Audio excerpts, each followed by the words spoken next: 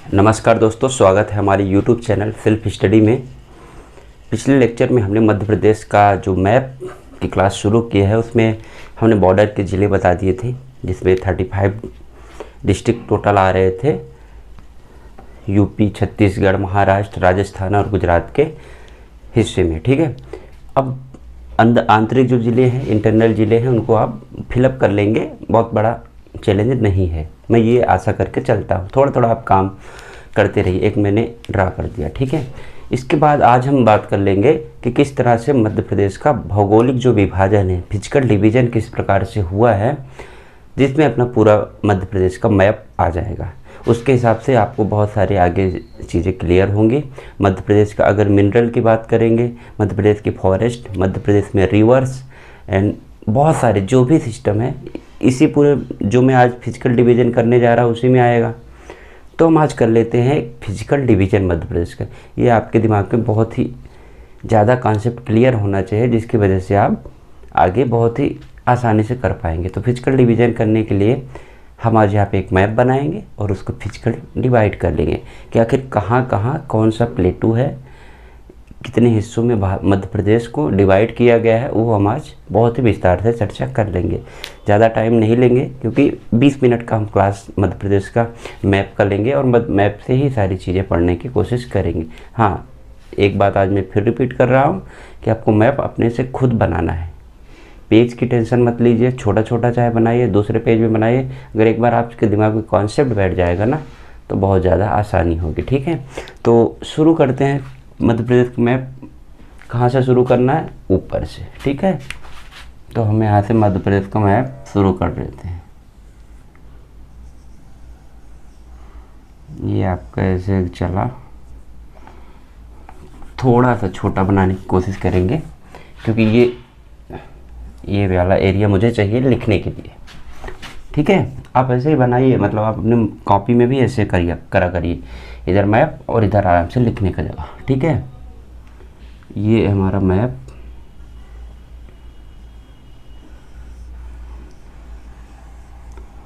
ये हम पहुँच गए नीमच मंदसौर,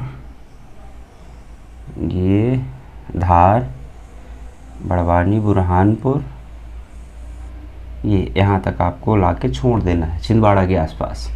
ठीक है, फिर यहाँ से चले हम शिवपुरी, अशोकनगर, ये निवाड़ी।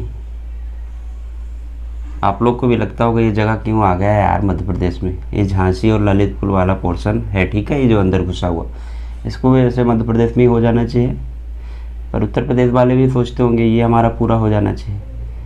फिलहाल हम मैप पे आते हैं। ये आपका बालाघाट, ये एकदम प्रॉपर मैप है। ठीक है, इसको आप बढ़िया से आप भी ड्रा कर लीजिए। ठीक है, यहाँ से स्टार्ट करना है, यहाँ से स्टार्ट करके आप यहाँ तक पहले आइए, छिंदवाड़ा तक। फिर इधर से आप पोर्शन करते करते करते आप फिर से यहाँ से मिला दीजिए। तो इतना मैप आपको एकदम बहुत क्लियर है, मैंने पहले ही क्लास में बता दिया था ऐसे बनाना है। अब हमने फिजिकल डिवीज़न की बात किया, तो मध्य प्रदेश को टोटल कुल मिला के अगर बात की जाए तो केवल सात उसमें डिवाइड किया गया है। अब 7 पोर्शन में डिवाइड किया गया है, तो मैं यहाँ 7 के सातों पोर्शन को डिवाइड करूँगा कि कौन कैसे डिवाइड है, फिर उसके बाद हम आगे चर्चा करेंगे। तो सबसे पहले अगर मध्य प्रदेश का मैप बनाइए, उसके बाद फिर हम सबको मालूम है कि मध्य प्रदेश की लाइफ लाइन किसको कहते हैं? नर्मदा रिवर को। तो नर्मदा रिवर यहाँ कहीं है, अमरकंटक। ठीक है, अमरकंटक हम बचपन से पढ़ते आ रहे हैं कि मध्य प्रदेश में नर्मदा नदी अमरकंटक से निकलती है। ठीक है, पुष्पराजगढ़ तहसील पड़ती है, वहाँ से ये निकलती है। तो ये हम अपना निकाल दिए, ये नर्मदा नदी। ठीक है, विशेष ध्यान रखिएगा ये नर्मदा नदी है। लिख देते हैं इसके ऊपर हम नर्मदा रिवर। हम बहुत विस्तार से आगे रिवर्स की भी चर्चा करें, रिवर्स का भी मैप लाएंगे। अभी फ़िलहाल हम फिजिकल डिवीज़न की बात कर रहे हैं। ठीक, तो फिजिकल डिवीज़न में ये आप ध्यान रखिए, जिस तरह मैं डिवाइड कर रहा हूँ उसको आप ध्यान रखिए। तो ये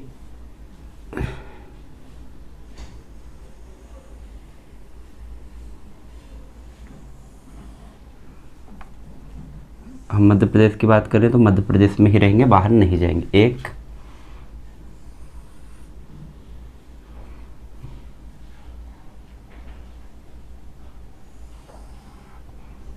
ध्यान रखिएगा, बहुत बारीकी से आप लोग भी ड्रा करिएगा, ठीक है। अभी जो मैं कर रहा हूँ उसको आप चाहे स्पीड कम कर लीजिए या फिर उसी स्पीड पे आप देखिए। हमने क्या किया, एक ये डिवाइड किया, एक ऐसी लाइन खींची, एक ये लाइन खींची और एक हमारा ये लाइन हो गया, एक ये हुआ, और एक ये नर्मदा सोन घाटी के ये पैरेलल एक लाइन यहाँ तक खींच लेंगे, ठीक है। अब आप देख रहे होंगे मैंने क्या बोला, स्टार्टिंग में ही बोला कितने डिवीजन पे इसको किया गया है डिवाइड।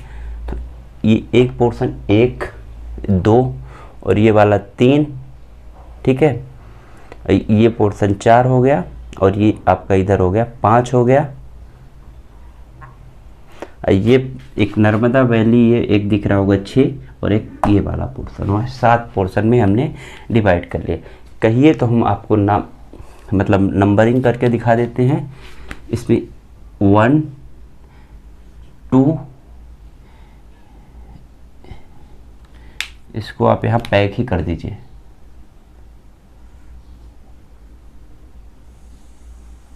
ये पूरा, ठीक है। ये जो पूरा दिख रहा है ना, यहाँ से लेके यहाँ ये 2, ये आपका तीसरा पोर्शन हो गया एंड ये चौथा, ये आपका 5वां। ये जो दिख रहा है ना, ये यहाँ से मान लीजिए ये वाला पूरा पोर्शन रेड कलर के अंदर जो है ये आपका 6ठा हो गया और ये आपका 7वां हो गया। अब मैं एक एक करके, आप भी बढ़िया से मैप बना लीजिए, उसमें मेंशन कर लीजिए, ठीक है। अब मैं इनका नेमिंग करता हूँ कि किस तरह से इनका नाम है। तो सबसे पहला पोर्शन में आप बात करेंगे हम मालवा प्लेटू। इत्मीनान से आप भी बनाते जाइए, ठीक है। मालवा प्लेटू। ये जो आपका पोर्शन है इसको बोलते हैं नर्मदा सोन वैली। जो मैं लिख रहा हूँ आप भी लिखते चलिए, ठीक है, नर्मदा सोन वैली। इसके बाद ये जो थर्ड वाला पोर्शन है इसको पूरा बोलते हैं बुंदेलखंड प्लेटू। ये आपकी यूपी में भी पड़ता है बुंदेलखंड प्लेटू, कानपुर हो गया, इधर कन्नौज इधर, और जो इटावा, ये सब पूरा बुंदेलखंड प्लेटू में ही पड़ता है, ठीक है। इसको बोलते हैं रीवा पन्ना प्लेटू। इसको हम बोल देते हैं बघेल खंड प्लेटू। इतनी बात एकदम क्लियर, किसी को समस्या? कोई समस्या नहीं। इसको इस 7वां जो नंबर का है सतपुरा मैकाल रेंज। कोई बचा अभी क्या? एक, हाँ बच गया आपका कौन सा? दूसरा, सेंट्रल इंडिया इसको बोलते हैं, सेंट्रल इंडिया। हिंदी में मध्य भारत, मालवा का पठार, बुंदेलखंड का पठार, रीवा पन्ना का पठार, नर्मदा सोन घाटी, और ये बघेलखंड का पठार, और ये सतपुरा मैकाल पर्वत श्रेणी, ठीक है। इतना पोर्शन अब आपको समझ में आ गया होगा। अब मैं इनकी एक बार मैं परसेंटेज के बारे में चर्चा कर लेता हूँ, कितना आखिर ये टोटल एरिया का कितना परसेंटेज है। तो आपको मध्य प्रदेश का एरिया कितना है, एमपी का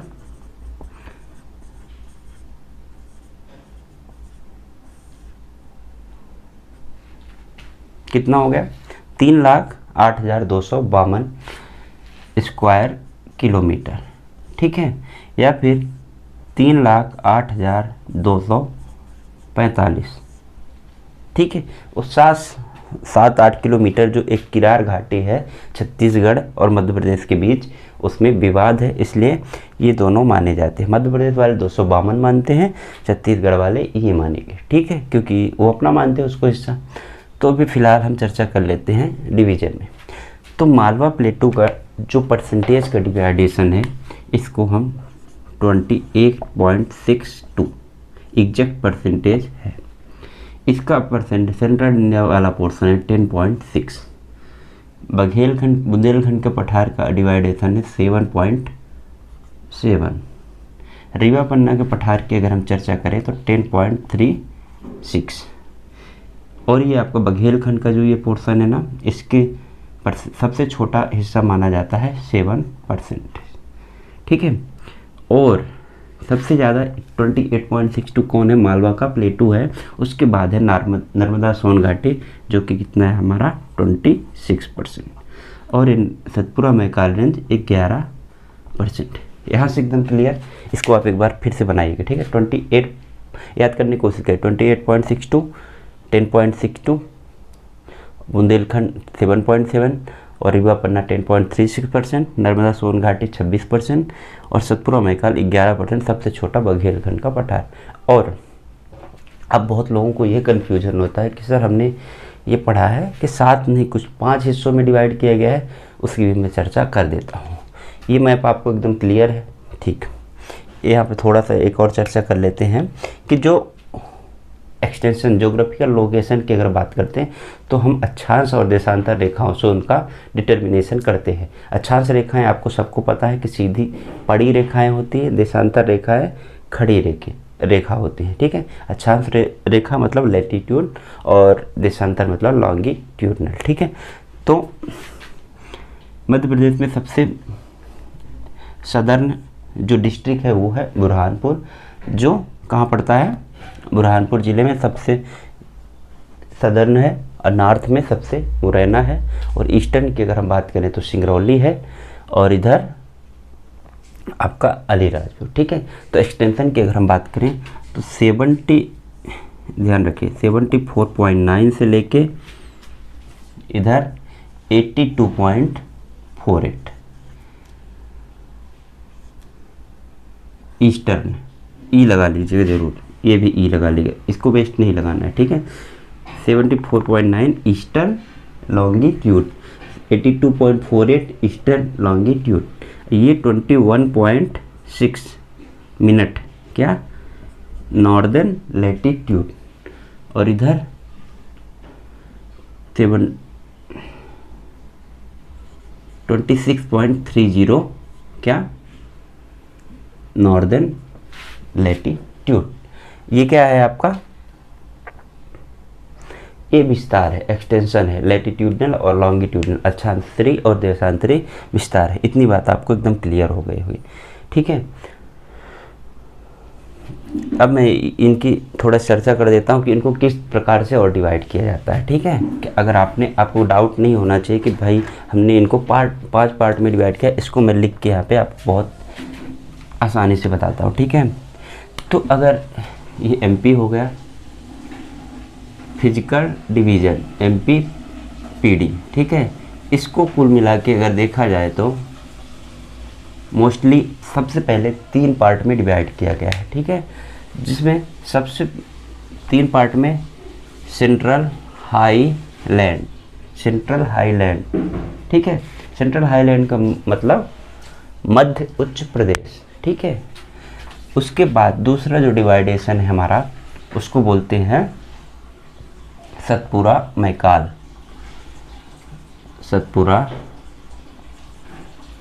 मैकाल रेंज 2। ठीक। तीसरा जो डिवाइज है ये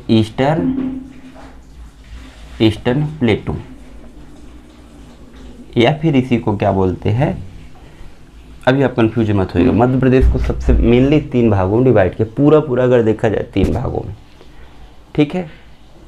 अगर कभी आ जाए कितने भागों में, ऑप्शन आए 3 और 7, ये सब आए, 7 नहीं आए तो 3 भागों में डिवाइड करना है। ठीक है। या फिर 7 आए तो 7 करना ही है। ठीक। अब मैं बताता हूँ, इतना आपको एकदम क्लियर मामला है ना। ये क्या है? सेंट्रल हाईलैंड, मध्य उच्च प्रदेश, इसको हिंदी में बोलते हैं। ठीक है। अब सबसे बड़ा पोर्शन अपना है सेंट्रल हाईलैंड, जिसको हम 5 भागों में डिवाइड करते हैं। ठीक है।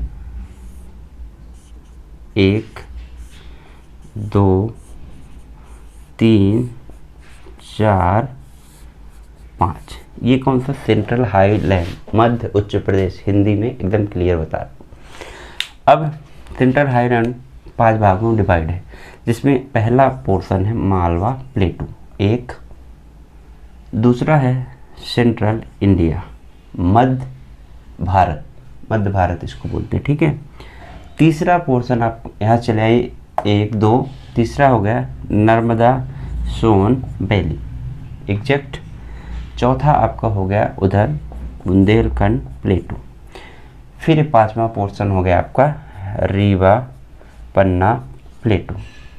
परसेंटेज आपको याद है 28.62, central India 10.6, Narmada Son valley 26% and Bundelkhand 7.7%, then RPP 10.3। 5 भागों में कौन सा डिवाइड है आपका सेंट्रल हाईलैंड, ये आप देख लीजिए। इधर पूरा ये पोर्शन है सेंट्रल हाईलैंड वाला पोर्शन है, ठीक। ज़्यादातर ये हिस्सा पूरा सेंट्रल हाईलैंड वाला पोर्शन है या मध्य उच्च प्रदेश वाला पोर्शन है। फिर सतपुरा मैकाल रेंज ये नीचे का पोर्शन है, ठीक है, नर्मदा घाटी के बाद का। और ये ईस्टर्न प्लेटू के अंतर्गत आता है बघेलखंड का पठार, इसको बघेलखंड प्लेटू भी बोलते हैं।